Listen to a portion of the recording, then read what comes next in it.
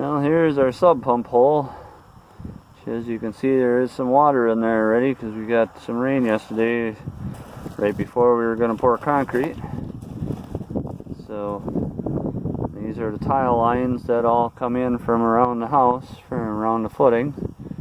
And the little one down here comes in from the ball return from the bowling alley. So, and the other ones will keep all the water out of the basement.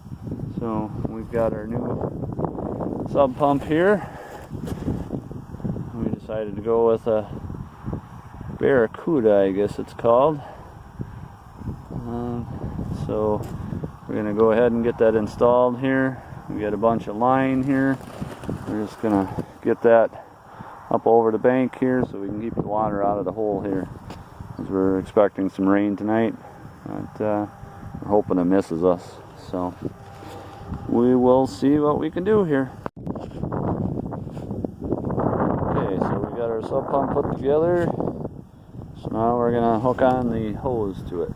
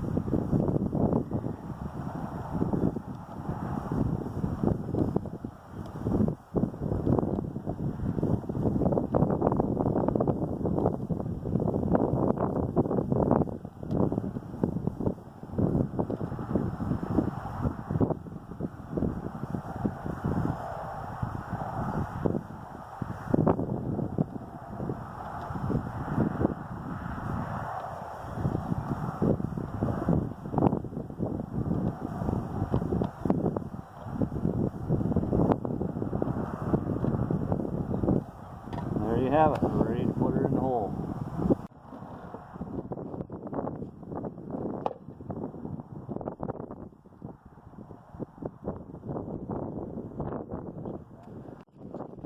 Well, as usual, I jumped the gun and forgot to put the check valve in. So I got to pull the sub pump back out of the hole here and put that on. Alright, we got the check valve installed. So that all looks good. The whole purpose of the check valve is so when the pump runs, it pumps the water up out. And then when the pump shuts off, if you don't have a check valve, or if your check valve isn't working correctly, all the water in the hose from the highest point is all going to come back down into your sub pump hole, which causes your pump to then again run 2 to 3 times as much as what it needs to.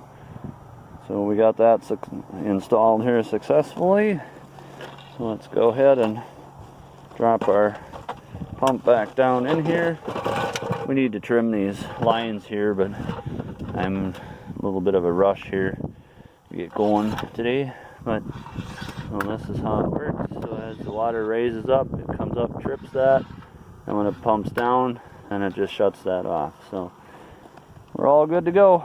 Tie this on the side so it stays up. We'll throw some plastic over the hole here so that the motor doesn't get wet, and we should be good to go. Well, we had to get a little creative to cover this up. I forgot that as the float comes up, I don't know if you can hear it, but we got power out here now.